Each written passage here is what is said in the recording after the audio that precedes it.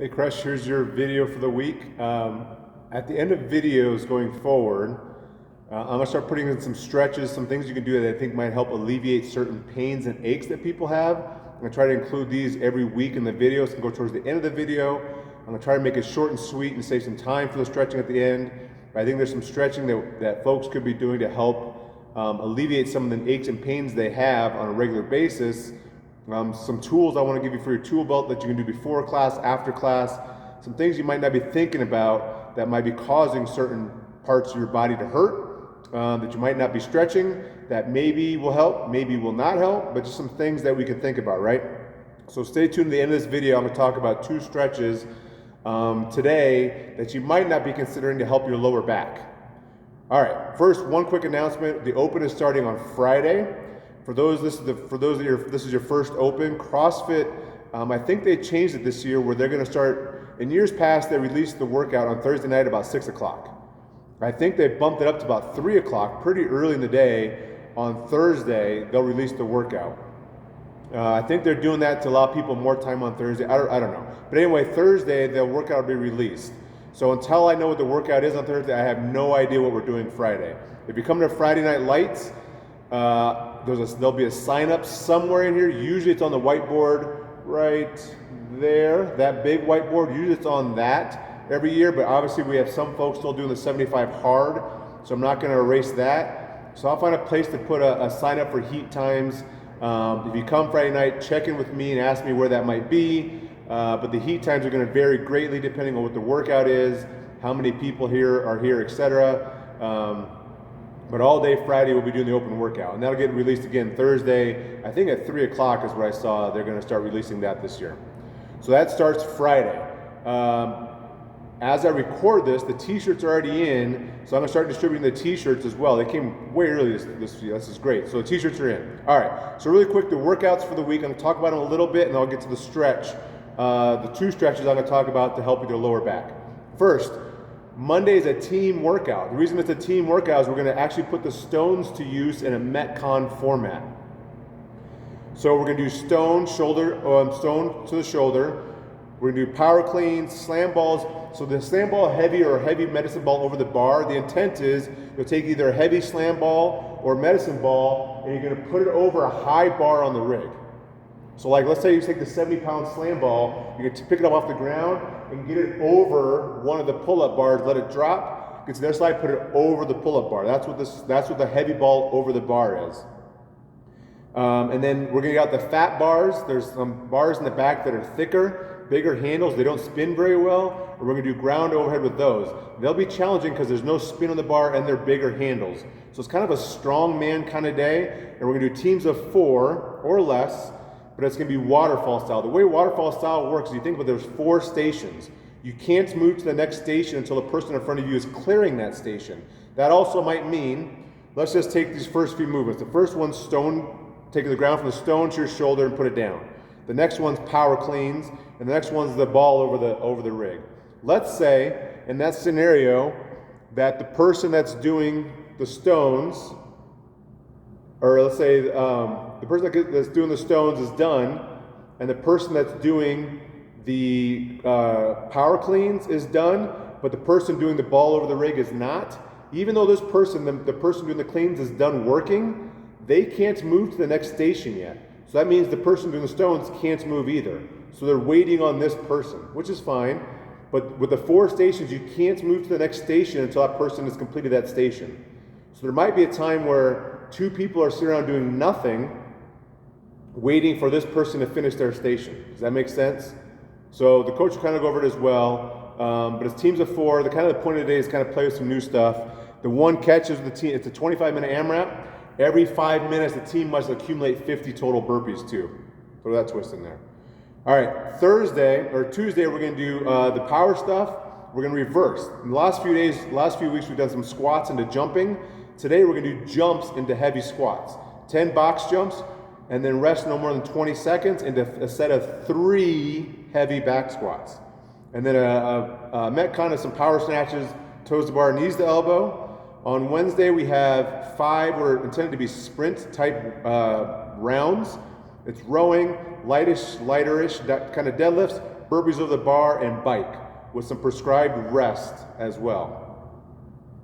So it's kind of like a sprint and then you rest, sprint and then you rest. And then Thursday, the power stuff we're working on is going to be single leg jumps. So you're going to do 5 single, you're going to stand on just your left leg and essentially broad jump just using your left leg. How far can you broad jump just using your left leg? And then you rest a little bit, do the same thing you do in your right leg only. Very challenging, just to kind of jump using your right leg. And then we do Russian step-ups. A Russian step-up, I think I coach all day Thursday. I'll talk about those in class. They're a little bit different kind of step-ups, trying to be explosive on those step-ups. And then we have an AMRAP of hang power cleans, front squats, shoulder overhead, and pull-ups. And then lastly, we have Friday. Friday is the first open workout. I don't know what that is. All right, so that's the workouts. Let's talk about stretching really quick. So hopefully this will work and you can see. So a couple things we might not think about when it comes to our lower back and lower back issues is people immediately roll, which is fine. That might work. Hamstrings is something we can stretch too. But all of this in your inner body, in your legs, is connected. And if we're tight in certain areas, let's say we're tight on the hips. If we're tight on the hips, that's going to pull us this way. It's going to make it hard on our lower back. We sit, a lot of us sit a lot during the day. We sit like this. So we're getting really tight in the front part of our body. The front part of our thighs and our hips, we get really tight right here, which manifests itself and pulls on our lower back. So one really great stretch to help with your lower back is the couch stretch. Now, many people that have been here for a while know what the couch stretch is, but I'm going to demo it anyway. So those that are newer can know what the couch stretch is, and maybe you forgot about the couch stretch, and maybe you need to revisit the couch stretch and help it with that, and see if this helps your lower back issues, especially if we sit a lot, right? So couch stretch. I have an ab mat down here. With the ab mat, I'm going to put my knee on it just to make it a little bit easier. I have a PVC pipe to help me kind of sit up in the couch stretch. I'm going to kick my leg up on the wall, like so. So you can't. Let me move the camera a little bit so you can see. This is I need like a producer or something, or scoot back. So again, I'm going to take my leg. I'm going to put it up the wall like this. So my toes up the wall. And I'm going to lean into the stretch.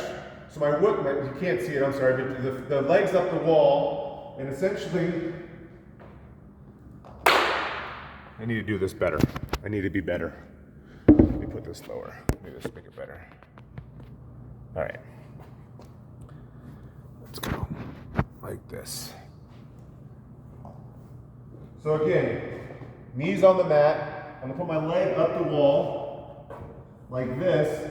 And I'm going to sit up. You should feel all the stretch in the front part of your leg. I use the PVC pipe to help hold me up, my hands and my legs, whatever. But the goal, as you get more and more flexible, is to get that knee in the corner of the wall and the floor and get your back as close to the wall as possible. You should feel a good stretch in the front part of your thigh, up your hip, right in here. All these stretches we should hold for at least 60 seconds per leg. At least 60 seconds per leg. If not 90 seconds or 2 minutes. As you get better, you might not need a PVC pipe. You can kind of sit up. One leg is going to be tighter than the other leg, but a couch stretch is a great way to stretch the front of your legs, which might be very, very tight, causing low back pain. So couch stretch is one good one. Another good one is what I call the frog stretch. So the frog stretch is a stretch the inner part of your thigh area, your adductor muscles. Again, those muscles might get tight, and you feel that in your lower back, especially if you squat. If you feel tightness in your lower back after you squat, it very well might be your adductor muscles, the muscles in the inner part, your groin, inner part of your leg. When I do this squat, or this stretch, I call it the frog stretch, I'm going to put my knees really far apart. I'm also going to keep my feet far apart.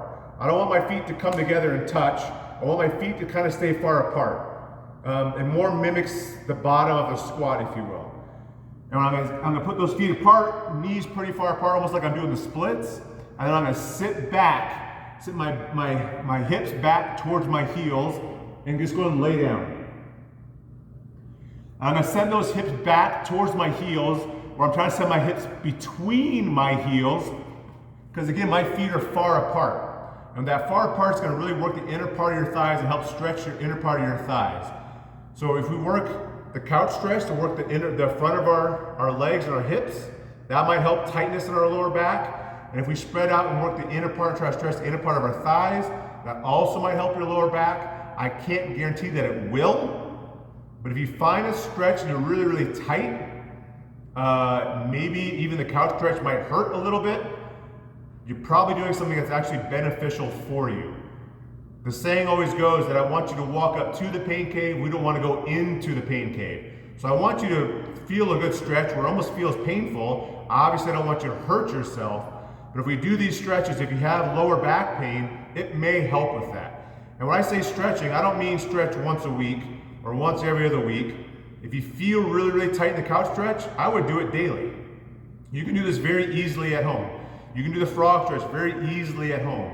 If we do this stuff regularly, over the course of time, that pain will start to disappear. It's not something that's going to disappear overnight. It's not something that's going to happen overnight. That back pain didn't maybe you felt it one day in particular, but it took time for that back to get tight. Or in this case, maybe the front of your legs get tight, or your adductors to get tight.